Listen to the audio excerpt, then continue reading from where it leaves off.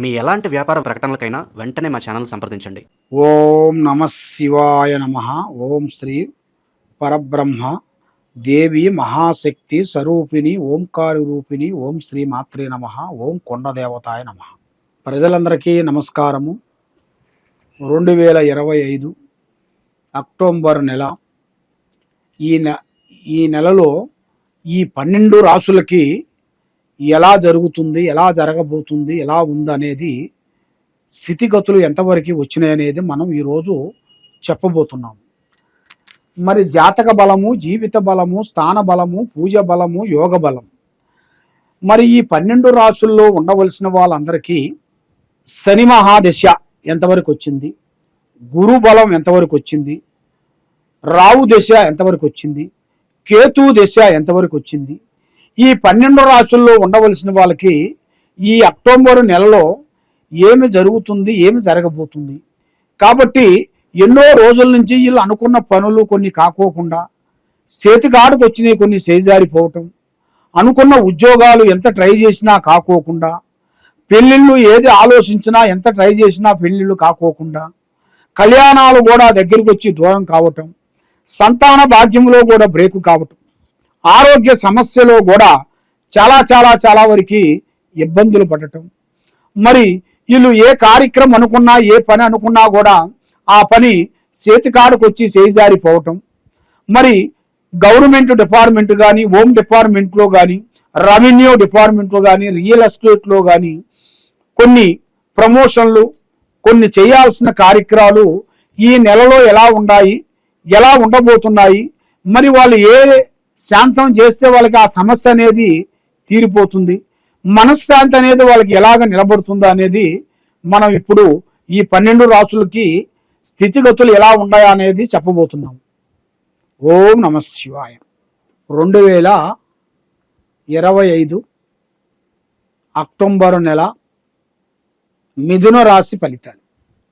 ఈ మిథున రాశిలో ఉండవలసిన వాళ్ళందరికీ అదృష్టము, జీవితము, లలాటకము, యోగము, నక్షత్రము, స్థాన బలము, పూజ బలము. మరి ఏ కార్యక్రమం చేయాలనుకున్నా కూడా వీళ్ళకి చేతికాటుకు వచ్చింది నోటికి అందుకోకుండా పోవటం. మరి ఈ మిథున రాశిలో ఉండవలసిన వాళ్ళకి మనస్తత్వం అనేది ఒక రకంగా ఉండదు.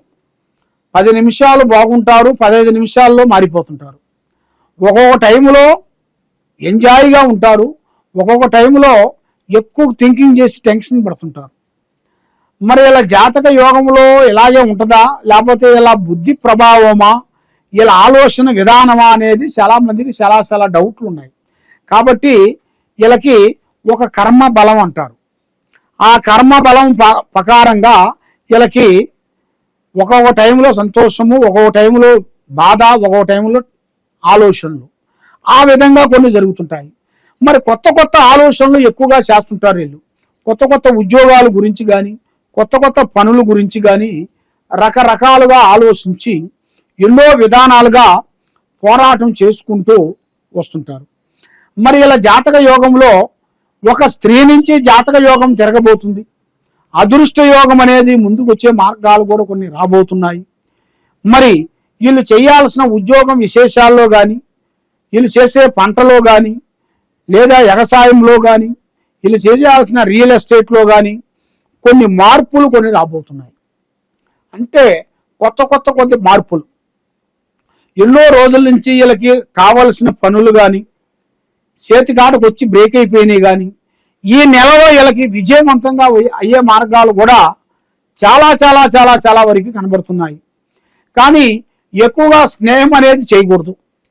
వీళ్ళు 3వ రాశి కాబట్టి ఇలా జాతకము, యోగము, నక్షత్రము, జీవిత ప్రకారంగా చూసుకుంటే ముగ్గురు కలిసి స్నేహం చేయకూడదు. రేపు చేయాల్సిన ప్లానింగ్ పని ఈ రోజు ఎవరికి చెప్పొద్దు. పని అయిన తర్వాత చెప్పాలి. కానీ పని కాక ముందు ప్రాణం లాంటి స్నేహితులు కానీ, మిత్రులు కానీ, బంధువు కానీ ఎవరికైనా సరే చెప్పారనుకోండి, చాలా వరకు ఇబ్బందులు అయ్యే మార్గాలు కూడా కొన్ని కనబడుతున్నాయి. మరి ఈ మిథున రాశిలో ఉండవలసిన వాళ్ళకి కొన్ని సంఘటనలు, కొన్ని కొన్ని అద్భుతాలు, కొన్ని విజయాలు అనేది వీళ్ళకి రాబోతున్నాయి. మరి విదేశాల ప్రయాణాలు కూడా వీళ్ళ జాతకంలో చాలా వరకు కనబడుతుంది.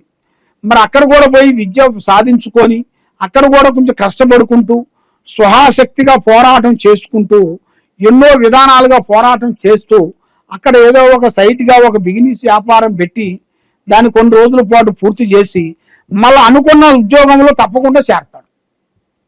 ఇలాంటి యోగం అనేది ఇలా జాతక యోగంలో చాలా వరకు కనబడుతుంది.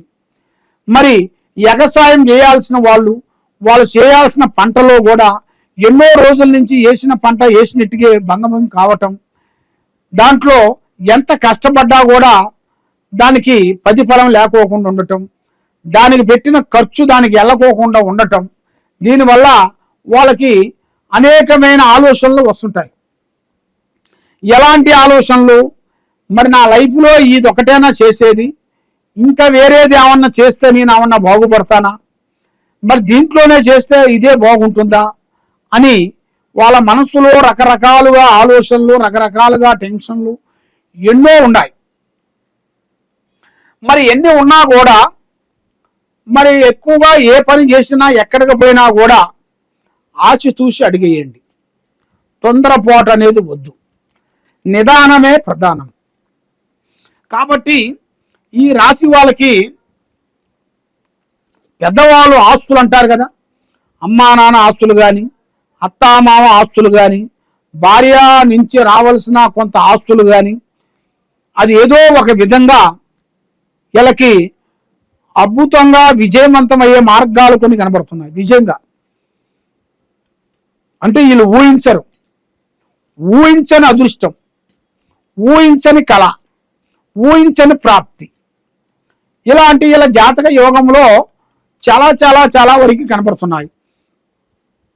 మరి ఏది చేసినా, ఎక్కడికి పోయినా, ఏ పని అనుకున్నా, ఎక్కడికి పోదాం అనుకున్నా కూడా 1, 2, 3 సంవత్సరాల నుంచి వీళ్ళకి కొంత బ్రేకు తగలటం, చేతికాడికి వచ్చింది చేజారిపోవటం, ఇస్తారన్న వాళ్ళు ఇవ్వకోకుండా ఉండటం, మానసికంగా ఒత్తిడి రావటం, లక్ష్మి నిలబడుకోకుండా ఉండటం, ఇలాంటి సంఘటనలు ఎన్నో ఎన్నో ఎన్నో ఎన్నో ఎన్నో జరుగుతున్నాయి.